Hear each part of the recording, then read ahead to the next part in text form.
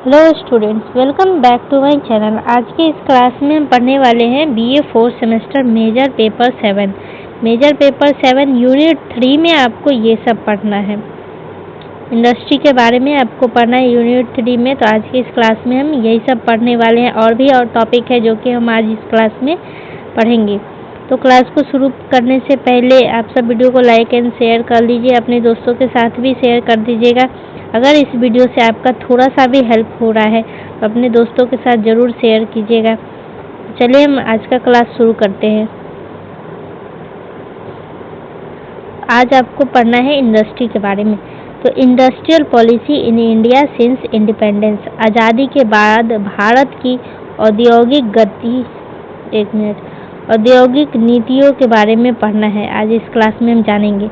तो सबसे पहले आपको समझना ये है कि इंडस्ट्रियल पॉलिसी क्या होता है। तो इंडस्ट्रियल पॉलिसी का मतलब है सरकार का वो प्लान जिसमें तय किया जाता है कि देश में उद्योग कैसे चलेगा, कौन सा उद्योग सरकार चलाएगी, कौन से प्राइवेट कंपनियां चलाएगी और कितना निवेश होगा, और लाइसेंस कैसे मिलेंगी, लाइसेंस कब हटाया जाएगा, किसको छूट मिलेगा, किसका किसमें हस्तक्षेप होगा, गवर्नमेंट कौन सी कंपनियां चलाएगी और प्राइवेट सेक्टर जो है वो कौन सी कंपनियां चलाएगी। तो ये सब के बारे में आज हम इसमें पढ़ेंगे। चलिए सबसे पहले आपको पढ़ना है इंडस्ट्रियल पॉलिसी ऑफ 1948। नई आज़ाद देश की पहली योजना 1948 में पहला योजना लाया गया जो कि था इंडस्ट्रियल पॉलिसी ऑफ 1948। तो 1947 में भारत आज़ाद हुआ। देश में उद्योग बहुत कम थे, मशीनें पुरानी, पूंजी कम, तकनीक कमज़ोर। सरकार ने सोचा अगर आज की दिशा तय नहीं की गई तो देश इंडस्ट्रियली पिछड़ जाएगा। 1947 में भारत आपका आज़ाद हुआ। उस वक्त क्या था कि देश में उद्योग की बहुत ज़्यादा कमी थी। उस वक्त जितने भी मशीन थे वो पुराने मॉडल के थे और देश के पास हमारे उतना पूंजी भी नहीं था और तकनीकी रूप से देश हमारा कमज़ोर भी था। तो फिर सरकार सोचते क्या है, वो सोचते हैं कि अगर आज देश को दिशा नहीं दिया गया तो हमारा देश इंडस्ट्री के मामले में पीछे रह जाएगा। तो इन्हीं सब सोच की वजह से 1948 में पहला पॉलिसी लाया गया। और आगे देख लीजिए कि इस 1948 में जो ये नीति लाया गया, इस नीति के तहत क्या क्या हुआ ये भी आप पहले जान लीजिए। इस नीति के तहत हुआ कि गवर्नमेंट और प्राइवेट सेक्टर दोनों मिलकर उद्योग चलाएगी। इस नीति के तहत कहा गया कि गवर्नमेंट और प्राइवेट सेक्टर दोनों मिलकर के उद्योग को चलाएगी। कुछ उद्योग सिर्फ सरकार चलाएगी जैसे कि रेलवे, और कुछ सरकार प्लस प्राइवेट दोनों चला सकते हैं, दोनों लोग मिलकर के चलाएंगे जैसे कि स्टील। और जो छोटा छोटा उद्योग था वो निजी क्षेत्र को दिया गया, जैसे कि कपड़ा का उद्योग, ये छोटे छोटे उद्योग जो है सो निजी क्षेत्र को सौंपा गया। तो इस नीति के तहत ये सब डिसाइड किया गया। जैसे कि उदाहरण भी अगर आप देखेंगे तो रेलवे को सरकार चलाती है, रेलवे सरकार के अंडर में है। कॉटन मिल हो गया या फिर ऑयल का मिल हो गया, ये सब निजी कंपनियां चलाती है, प्राइवेट सेक्टर आपका चलाता है। और स्टील की बात करें तो ये सरकार और प्राइवेट सेक्टर दोनों मिलकर के स्टील के उद्योग को चलाती है। 1948 की नीति ने भारत को मिक्स इकोनॉमी बनाया। 1948 का जो नीति है ये भारत को मिक्स इकोनॉमी बनाता है। तो 1948 में ये सब तय किया गया कि कुछ गवर्नमेंट चलाएगी तो कुछ प्राइवेट चलाएंगे, तो कुछ में दोनों लोग मिलकर के चलाएंगे, तो कुछ सिर्फ छोटे उद्योग सिर्फ प्राइवेट सेक्टर ही चलाएगा। तो ये 1948 में इस नीति के तहत लाया गया। अब 1956 में क्या किया गया, तो 1956 में कुछ अब किया गया 1956 में कि अब देश को तेज़ी से बढ़ाना था। सरकार ने फिर फैसला किया कि अगर बड़े उद्योग सरकार चलाएगी तो लोगों को नौकरी भी मिलेगा और देश आत्मनिर्भर भी बनेगा।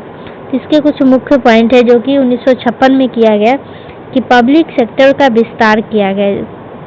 ज़्यादातर बड़े उद्योग सरकार चलाएगी। उद्योग को 3 भाग में बांटा गया, जैसे कि ए, बी और सी कैटेगरी। 3 कैटेगरी में उद्योग को बांट दिया गया। समाजवाद को बढ़ावा देने का बात किया गया, मतलब सभी लोग को बराबरी का हिस्सा दिया जाए, गरीबी कम हो, इसलिए समाजवाद को बढ़ावा देने की कोशिश सरकार करता है। तो इससे पहले होता क्या है इसमें कि पब्लिक सेक्टर का विस्तार किया गया। यहाँ पे बोला गया कि जितने भी बड़े उद्योग है वो सरकार चलाएगी और जितना भी छोटा उद्योग है वो आपका चलाएगा प्राइवेट सेक्टर, यानी निजी क्षेत्र के लोग चलाएंगे और पब्लिक सेक्टर को सरकार चलाएगी, बड़े बड़े उद्योग सरकार चलाएगी। तो पब्लिक सेक्टर का क्या मतलब होता है, और यहाँ पे जो दिया गया था, एक मिनट, यहाँ पे दिया हुआ है प्राइवेट सेक्टर, तो ये भी आपको नहीं समझ में आया होगा। तो अब हम आपको समझा देते हैं कि पब्लिक सेक्टर और प्राइवेट सेक्टर का मतलब क्या होता है। पब्लिक सेक्टर का विस्तार किया गया तो आपको इसका मतलब भी जानना जरूरी है। तो पब्लिक सेक्टर का मतलब होता है वो उद्योग या संस्था जो सरकार चलाती है, मतलब इनका मालिक सरकार होता है। सरकार भी कौन सा सरकार, या फिर सेंट्रल गवर्नमेंट या स्टेट गवर्नमेंट, इनके जो मालिक होते हैं वो सेंट्रल गवर्नमेंट या स्टेट गवर्नमेंट होते हैं। इनमें पैसा भी सरकार ही लगाता है और इनका प्रॉफिट भी सरकार को ही जाता है। फॉर एग्जाम्पल कि मान लो भारत में एक बहुत बड़ी फैक्ट्रियाँ लगानी है, जैसे स्टील का प्लांट या बड़ी बिजली बनाने की कंपनियां या फिर रेलवे का नेटवर्क, तो इनके लिए चाहिए था क्या, तो बहुत बड़ा पैसा चाहिए था, नई तकनीक, लंबा समय, बड़ी ज़मीन और फिर ट्रेंड लोग चाहिए थे इन कंपनी को सेटअप करने के लिए। तो ऐसा पैसा और रिस्क निजी कंपनियां नहीं उठाने चाहती थी, मतलब प्राइवेट सेक्टर इतना बड़ा रिस्क नहीं लेना चाहती थी। इसीलिए सरकार आगे आई और फिर कहती है कि ये जो बड़े बड़े उद्योग है ये मैं चलाऊंगी ताकि देश आत्मनिर्भर बने और लोगों को नौकरी भी मिले। यही पब्लिक सेक्टर, ये जो पब्लिक सेक्टर है तो इसी को हम बोलते हैं पब्लिक सेक्टर। जो उद्योग, बड़े बड़े उद्योग सरकार चलाती है तो इसको हम कहेंगे पब्लिक सेक्टर। फॉर एग्जांपल के लिए हो गया आपका रेलवे, भेल, सेल या फिर ONGC या फिर BSNL या फिर कोल इंडिया, ये सब जो कंपनी है ये सब गवर्नमेंट की कंपनी है। इस पर मालिकाना हक भी गवर्नमेंट का ही होता है। ये आपका कुछ एग्जाम्पल था। और ये जो पब्लिक सेक्टर है इसका उद्देश्य क्या है, इसका उद्देश्य जनता की भलाई के लिए कार्य करना। तो ये था आपका पब्लिक सेक्टर का मतलब। अभी हम प्राइवेट सेक्टर का भी मतलब समझेंगे। एक मिनट, प्राइवेट सेक्टर, ये है आपका प्राइवेट सेक्टर। तो इसका भी मतलब आप जान लीजिए कि इसका मतलब होता है कि वो उद्योग जो निजी लोग या फिर कंपनी चलाती है, जैसे कि टाटा, आप नाम सुने ही होंगे, रिलायंस का, फिर महिंद्रा या फिर TVS या फिर इन्फोसिस, ये सब एग्जाम्पल है प्राइवेट सेक्टर का। ये निजी लोग इसको चलाते हैं, इसका उद्देश्य है सिर्फ प्रॉफिट कमाना। तो ये था आपका प्राइवेट सेक्टर का मतलब। अब हम आगे बढ़ते हैं। तो यहाँ तक हो गया। इसका कुछ उदाहरण भी दिया गया है, जैसे सरकार ने बड़ी फैक्ट्रियाँ बनाई। ये जो आपका 1956 का नीति लाया गया है इसका कुछ एग्जाम्पल है। सरकार ने कौन कौन सी बड़ी फैक्ट्रियाँ बनाई, तो वो है Bhilai steel plant, Durgapur steel plant, भेल, ONGC जैसी कंपनियां इस नीति में बनाया गया 1956 में। ये सब इस नीति के तहत ये सब कंपनियां सरकार के द्वारा बनाया गया था। और छोटी फैक्ट्रियां जैसे कि साबुन की फैक्ट्री, चावल, दाल मिल, ये सब कौन चलाता है, इसको चलाते हैं प्राइवेट सेक्टर। प्राइवेट सेक्टर को ये सब छोटी छोटी फैक्ट्रियां चलाने के लिए दिया गया। 1956 में क्या होता है कि भारत की इंडस्ट्रियल डेवलपमेंट की असली शुरुआत होती है, यानी इंडस्ट्री के मामले में असली ग्रोथ का शुरुआत 1956 से ही होता है। अब हम बात करते हैं 1977 में भी में क्या किया गया, उन सब के बारे में आपको पढ़ना है। तो जनता पार्टी सरकार ने देश की बड़े उद्योग को बहुत ध्यान दिया गया, बड़े उद्योग पर ध्यान दिया गया। गांव के छोटे उद्योग, कुटीर उद्योग पीछे रह गए। इसमें मुख्य बिंदु दिया गया है छोटे उद्योग को बढ़ावा दिया गया है। युवा अपना उद्योग खोले, आसान लोन या फिर गरीब में रोजगार बढ़ाने की कोशिश। अब इसका क्या मतलब है वो भी आप तो इसमें होता क्या है कि 1977 में जनता पार्टी की सरकार बनी। सरकार ने देश की इंडस्ट्री पर ध्यान से देखा और ये सब पाते हैं कि बड़े बड़े उद्योग जैसे कि स्टील, मशीन, गाड़ी की फैक्ट्री को बहुत पैसा और ध्यान दिया गया। इन सब के पीछे बहुत पैसा और ध्यान लगाया गया, लेकिन गांव के जो छोटे छोटे उद्योग थे वो धीरे धीरे खत्म होते जा रहे थे। गांव के लोग बेरोजगार होते जा रहे थे, छोटे उद्योग का विकास रुक गया था। इसीलिए विकास रुक गया था। तो इसमें पहला पॉइंट आपका दिया गया है स्मॉल स्केल इंडस्ट्री, यानी छोटे उद्योग।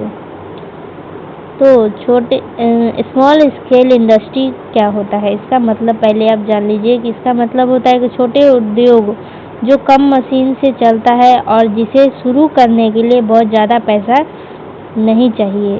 छोटे उद्योग को शुरू करने के लिए बहुत ज़्यादा पैसा नहीं लगता है। तो इसका उदाहरण है कुछ, जैसे कि मोमबत्ती बनाने वाला छोटा कारखाना, अगरबत्ती बनाने वाली यूनिट, या फिर हस्तकरघा हाथ से कपड़े बुनने वाले जो इंडस्ट्री होते हैं, छोटे छोटे उद्योग, या फिर आटा चक्की, मछली पापड़ अचार बनाने वाली यूनिट, या लकड़ी के खिलौने बनाने वाली जो कंपनियां होती है, इन सब में ज़्यादा खर्च नहीं लगता है। तो 1977 की सरकार ने क्या कहा? 1977 की सरकार ने कहा कि इन छोटे उद्योग को हम मदद देंगे ताकि गांव में भी उद्योग बढ़े और लोग आत्मनिर्भर बने। अब दूसरा पॉइंट है आपका युवा अपने उद्योग खोले, आसान लोन। यह क्यों जरूरी था? यह जरूरी था क्योंकि गांव का युवा अगर कोई छोटा उद्योग खोलना चाहे उसे बैंक लोन नहीं मिलता था, उसे और मिले भी तो बहुत मुश्किल से मिलता था, उसको बैंक लोन मिलता ही नहीं था, मिलना भी तो बहुत मुश्किल से। 1977 की नीति क्या कहती है कि युवाओं को छोटे उद्योग खोलने के लिए लोन आसानी से दिया जाएगा, लोन पर ब्याज कम लिया जाएगा, बैंक नए उद्यमियों को इनकरेज करेगा। उदाहरण के लिए रामू गांव का एक युवक है, अगर मसाला पीसने की छोटी यूनिट यानी छोटा उद्योग अगर वो खोलना चाहता है तो बैंक उसे आसानी से 20,000 से 30,000 का लोन दे देगा।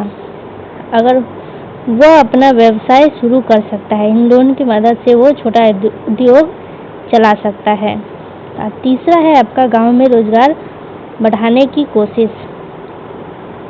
तो कारण क्या था इसका? तो इसका कारण था कि क्योंकि 1970 के समय गांव के लोग काम की तलाश में शहर जाते थे, शहर में बहुत ज़्यादा भीड़ बढ़ जाती थी, गांव खाली हो जाता था पूरा। तो सरकार ने कहा कि रोजगार गांव में ही पैदा करो ताकि लोग यहीं रह करके यहीं अपना कमा सके। तो सरकार ने क्या किया कि गांव में छोटे उद्योग खोलने की सुविधा की, कुटीर उद्योग को बढ़ावा दिया गया और ग्रामीण हस्तशिल्प को बाजार उपलब्ध कराया गया, ग्रामीण युवाओं को ट्रेनिंग दिया गया। अगर इसका हम एग्जाम्पल देखें तो एग्जाम्पल है, अगर गांव की महिलाओं का समूह अगरबत्ती बनाती है तो सरकार उनके माल को कोऑपरेटिव सोसाइटी के जरिए बेचने में मदद करती है, उन्हें ट्रेनिंग भी देती है। इससे गांव में ही काम मिल जाता है, लोग को शहर जाना नहीं पड़ता है। अगर हम शॉर्ट में बताएं तो 1977 में क्या सब हुआ तो वो जानो अब। तो 1977 की औद्योगिक नीति का मतलब था बड़े उद्योग बाद में, पहले गांव और छोटे उद्योग मजबूत करना। यही इस नीति का उद्देश्य था, तभी देश आगे बढ़ेगा। इसीलिए छोटे उद्योग को बढ़ावा दिया गया, युवाओं को आसानी से लोन दिया गया, गांव में रोजगार और कुटीर उद्योग का विकास किया गया। ये था आपका 1977 का इंडस्ट्री पॉलिसी, इसमें ये सब हुआ था। ये कुछ आपका उदाहरण भी दिया गया है 1977 का, तो यह उदाहरण आपको पढ़ लेना है इसको। अब है आपका 1980 1980 1980 में क्या हुआ कि बड़े उद्योग पर बहुत ज़्यादा पाबंदियाँ थी। 1980 की नीति में बड़े उद्योग पर बहुत ज़्यादा पाबंदियाँ थी। सरकार ने देखा कि लाइसेंस और परमिशन की वजह से उद्योग धीमे बढ़ते हैं। तो 1980 में जो नीति लाया गया, इसमें क्या किया गया, MRTP एक्ट में ढील दिया गया, बड़े उद्योग को बढ़ावा दिया गया और विदेशी तकनीक अपनाने की अनुमति दी गई। उदाहरण के लिए ये सब है। तो सबसे पहले आप समझ लीजिए कि 1980 की नीति में क्या क्या हुआ। तो 1970 से 80 के समय भारत में एक बड़ी समस्या थी। अगर कोई बड़ी फैक्ट्री खोलना चाहे, जैसे कि कार बनाने की फैक्ट्री, मशीन बनाने का प्लांट या फिर सीमेंट फैक्ट्री, तो बहुत सारे लाइसेंस, परमिशन और रूल्स का पालन करना पड़ता था।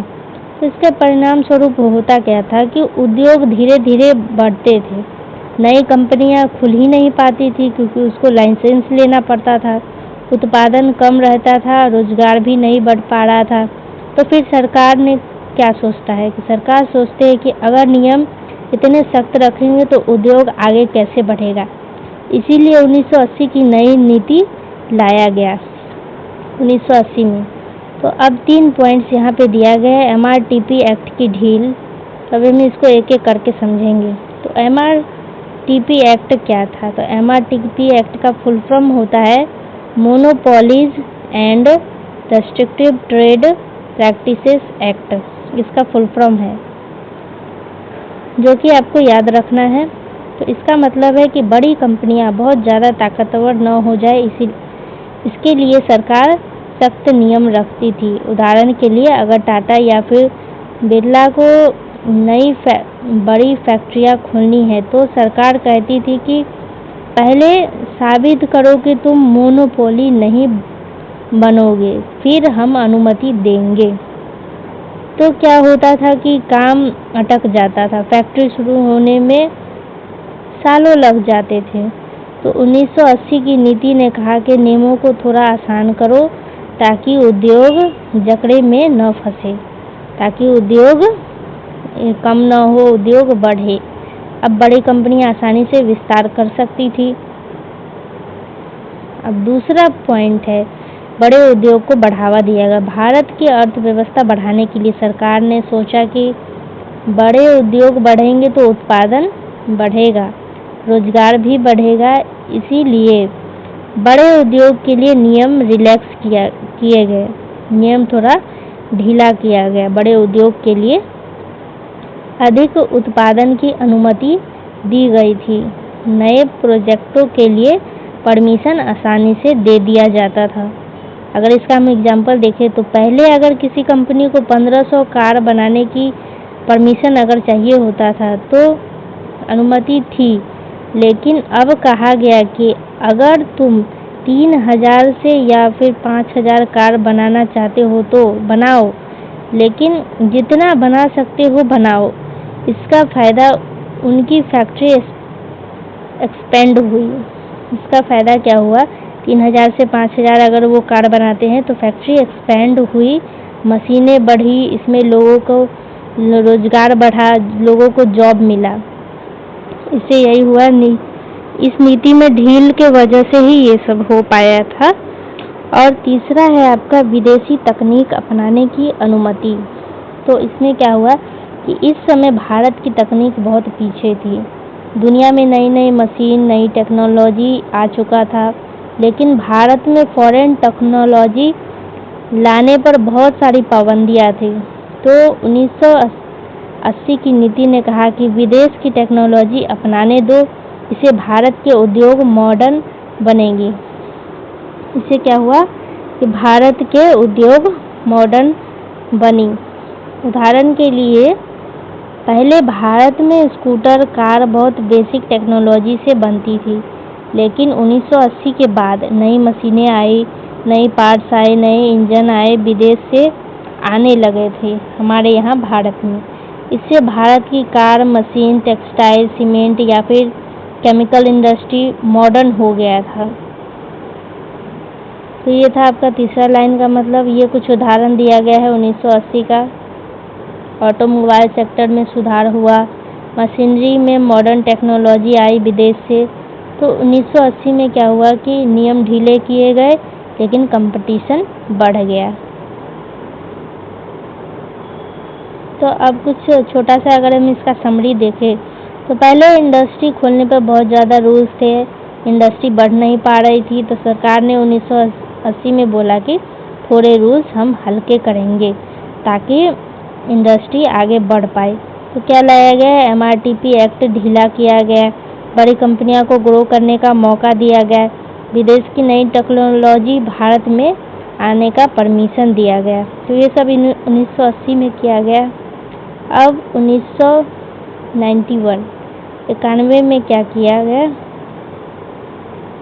तो 91 में किया गया कि 1991 में देश आर्थिक संकट में था, विदेशी मुद्रा खत्म हो चुका था पूरा, महंगाई भी बहुत ज़्यादा था। तो सरकार ने कहा कि अब दुनिया से जुड़ना होगा। 1991 में देश आर्थिक संकट में था, विदेशी मुद्रा खत्म और महंगाई भी बढ़ चुका था। तो सरकार ने कहा कि अब दुनिया से जुड़ना होगा।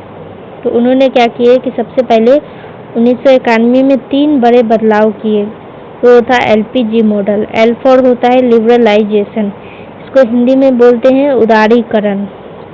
तो उदारीकरण किया गया 1991 में। फैक्ट्री खोलने के लिए लाइसेंस की ज़रूरत खत्म। तो इसके तहत क्या किया गया? लिबरलाइजेशन के तहत किया गया कि फैक्ट्री खोलने के लिए जो लाइसेंस लेना पड़ता था, वो लाइसेंस का जो झंझट है वो सरकार ख़त्म कर देती है। अब अगर फैक्ट्री खोलना हो तो लाइसेंस लेने की ज़रूरत नहीं है। तो सरकार का नियंत्रण जो है वो कम हुआ 1991 में। अब टीवी, मोबाइल, गाड़ियों की फैक्ट्री या फिर आसानी से खोल सकते हैं आप, लाइसेंस की ज़रूरत नहीं है। तो उदारीकरण में ये किया गया। अब क्या किया गया? 1991 में ही निजीकरण में क्या किया गया कि सरकारी कंपनियों को निजी निवेश किया गया, यानी कुछ जो सरकारी कंपनियां थी वो प्राइवेट सेक्टर को दे दिया गया। गवर्नमेंट हिस्सा जो था कुछ, जो कि गवर्नमेंट अपने खुद चलाती थी, वो कुछ हिस्सों को गवर्नमेंट बेच देता है। जैसे एयर इंडिया बाद में निजी बनाई गई। पहले एयर इंडिया गवर्नमेंट चलाती थी, लेकिन बाद में इसको प्राइवेट कर दिया गया। तो ये हुआ आपका निजीकरण। और तीसरा मॉडल आपका था वैश्वीकरण, यानी ग्लोबलाइजेशन। तो L हम पढ़ चुके, P भी पढ़ चुके, अब हम पढ़ेंगे G फॉर ग्लोबलाइजेशन, यानी वैश्वीकरण। तो इसमें क्या किया गया कि विदेशी कंपनियों को भारत में आने की अनुमति। तो पहले क्या होता था कि भारत में विदेशी कंपनी नहीं आ सकती थी, तो इसमें किया गया कि अब विदेशी कंपनियों को अनुमति दिया गया कि वो भारत में आ सकते हैं। जैसे कि कुछ एग्जाम्पल है, Coca Cola, Pepsi, Honda, Toyota, Samsung, ये सब नाम आप सुन चुके होंगे। तो ये सभी 1991 के बाद आए थे। तो 1991 का जो आपका नीति है, इसके वजह से भारत में क्या हुआ वो भी आप जानिए कि भारत इंडस्ट्रियल इकोनॉमी से ग्लोबल इंडस्ट्री इकोनॉमी बन चुका था। लेकिन पहले भारत क्या था कि भारत में ही लोग इंडस्ट्री लगाते थे, यहीं पे काम करते थे, लेकिन अब विदेशी लोगों को आने का अनुमति नहीं था। तो अब क्या किया गया कि विदेशी लोगों को भी आने का अनुमति दिया गया। तो क्या हुआ कि भारत इंडस्ट्री इकोनॉमी से ग्लोबल बन चुका था, बाहर के लोग भी को आने का अनुमति दिया गया था।